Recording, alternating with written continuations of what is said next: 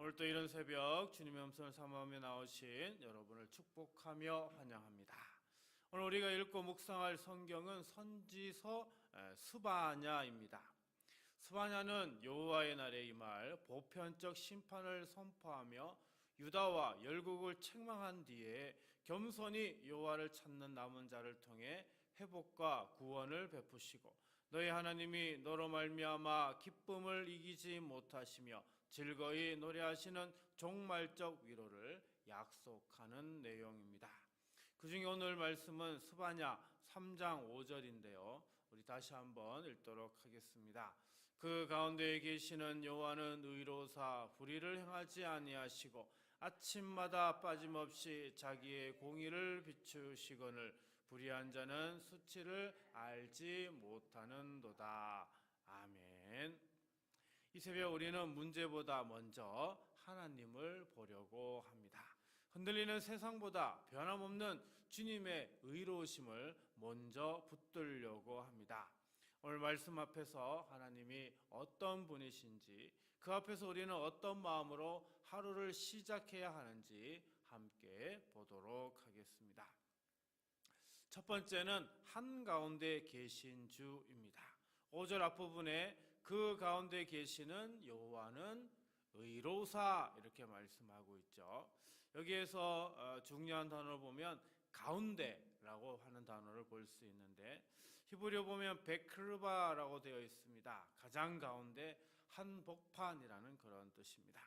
하나님은 관람석에 앉아 멀리서 세상을 평가하시는 분이 아니라 우리 삶의 골목과 사무실, 그리고 부엌과 교실, 병실과 대중교통의 한복판에 서 계신다라는 걸 우리는 생각할 수 있죠. 가끔 우리는 하나님을 성전 안에만 모셔두려 합니다. 예배 시간에는 뜨겁다가도 문 밖을 나서는 순간 다시 나 혼자의 현실로 돌아가는 것 같습니다. 그런데 주님은 우리가 현실이라고 부르는 바로 그 자리, 그 한가운데 서 계십니다. 사랑하는 성도 여러분, 아침마다 주시는 가장 큰 은혜는 문제 해결 리스트가 아니라 삼위일체 하나님의 임재 인식이라는 걸 우리는 기억해야 됩니다. 하나님의 임재가 평안을 낳고요, 평안이 분별을 낳고, 그리고 분별이 오늘의 결정을 곧게 바르게 세우게 됩니다. 그렇다면 주님이 한가운데에 계신다면 우리는 어떻게 하루를 시작해야 할까요? 문을 나서기 전 숨 한 번 깊이 들이마시며 우리는 이렇게 고백해야 됩니다. 주님, 지금 여기에 계시죠.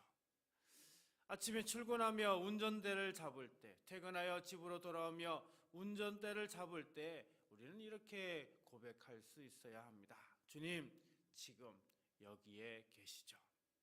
미래를 준비하는 자녀에게 먹을 것을 주면서, 아이의 신발끈을 묶어주면서, 부모님을 모시고 병원의 차건 의자에 앉을 때도 우리는 이렇게 이야기할 수 있어야 됩니다.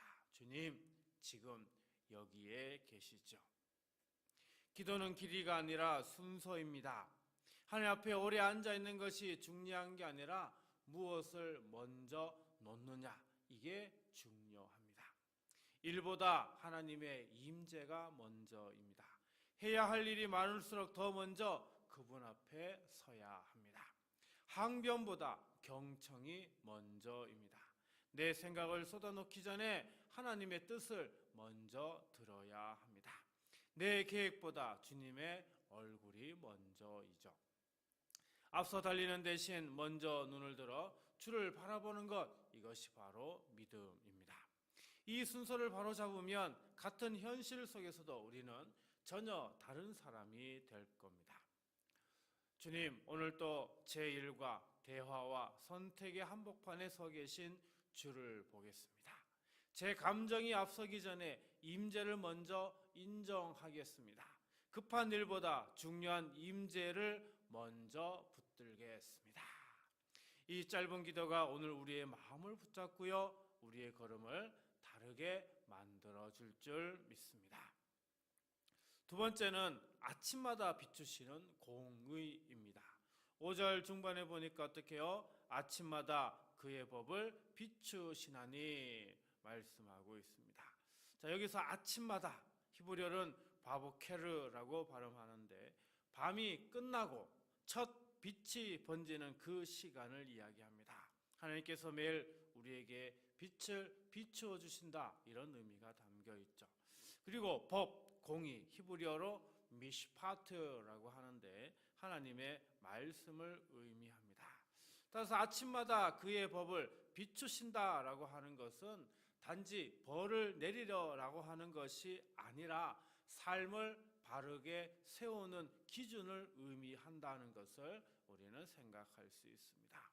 하나님은 매일 아침 우리의 생각과 말과 행동을 그분의 미시파트로, 그분의 말씀으로 정렬해 주신다는 거죠. 어제의 습관이 오늘을 끌고 가지 않도록 오늘의 은혜로 오늘을 살리고 아침마다 우리를 비추시는 겁니다. 아침마다 비추신다, 이 짧은 구절은 우리 삶에 두 가지 중요한 교훈을 전해줍니다. 먼저 하나님의 빛은 매일 받아야 한다는 거죠. 어제의 은혜가 오늘을 자동으로 지켜주지 않습니다. 어제의 결단이 오늘을 책임져 주지 않습니다. 우리가 매일 세수를 하듯이 매일 말씀의 빛으로 마음을 씻어야 합니다. 어둠은 매일 우리 마음에 다시 들어오려 합니다. 그래서 진리의 빛은 매일 새로 우리를 찾아오게 하여죠. 그러니 오늘 또 우리는 하나님의 말씀 앞에 다시 설 수 있어야 합니다. 둘째로 하루의 방향은 아침에 결정됩니다. 하루를 시작하는 방식이 그날의 질서를 이제 만들게 되죠. 아침에 무엇을 가장 먼저 보는가, 어떤 말을 가장 먼저 하는가가 오늘 하루의 분위기를 좌우합니다. 그래서 우리는 눈을 뜨자마자 휴대전화의 알림보다 하나님의 음성을 먼저 들어야 합니다.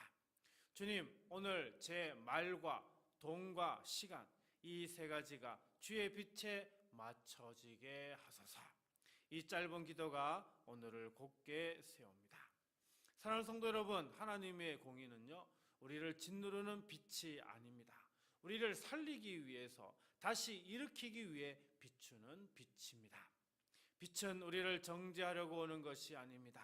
넘어진 자를 붙드시고 길 잃은 자를 이끄시기 위해 아침마다 다시 옵니다. 우리를 곧게 세우시고 그리고 다시 시작하게 하시는 그 은혜의 빛을 우리는 받아야 하는 거죠. 주님, 아침마다 제 입술과 손과 시간을 비추소서. 거짓을 멀리하고 정직을 선택하고 사랑을 덧입게 하소서. 오늘 하루 아침마다 비추시는 하나님의 빛 안에서 걷는 하루가 되시기를 간절히 기도드립니다. 마지막 세 번째는 부끄러움을 모르는 세대 속에 대한 결단입니다. 5절 마지막 부분 볼까요? 그의 불의한 자는 부끄러움을 모른다. 히브리어 원문을 보면은요, 수치를 뜻하는 보셋 그리고 알다를 뜻하는 야다가 함께 사용되었습니다. 그래서 이 의미는 수치를 알아야 할 자리가 무뎌졌다, 이런 의미가 되죠. 마음이 갑자기 무뎌지는 것이 아닙니다. 기준이 사라질 때 마음은 서서히 굳어지는 거죠. 잘못을 잘못이라 말하지 못하고 다들 하니까 나도 한다는 말이 어느새 합리적으로 들리게 됩니다. 그러는 사이 양심은 침묵하고요, 영혼은 길을 잃습니다. 그때 하나님은 우리를 다시 아침으로 초대하십니다. 빛 앞에 서서 잃어버린 기준을 다시 맞추라고 그렇게 얘기하시죠. 사랑하는 성도 여러분, 우리 시대는 빠르고 영리합니다. 그러나 빠름이 곧 바름은 아니죠. 박수가 크다고 해서 그 말이 진리가 되지는 않습니다. 그래서 우리는 매일 아침 말씀의 줄, 말씀의 다림줄을 꺼내야 합니다. 성경 아모스와 스가랴에서도 하나님이 다림줄을 내리신다고 말씀합니다. 벽은 벽돌이 많다고 서 있는 것이 아니죠. 줄이 곱기 때문에 그 위에 벽이 바로 서는 겁니다. 마찬가지입니다. 우리의 말과 결정, 계획과 행동도 줄이 곧아야 바로 설 수 있습니다. 아침에 다림줄을 대면 낮에 흔들려도 저녁에 무너지지 않는 겁니다.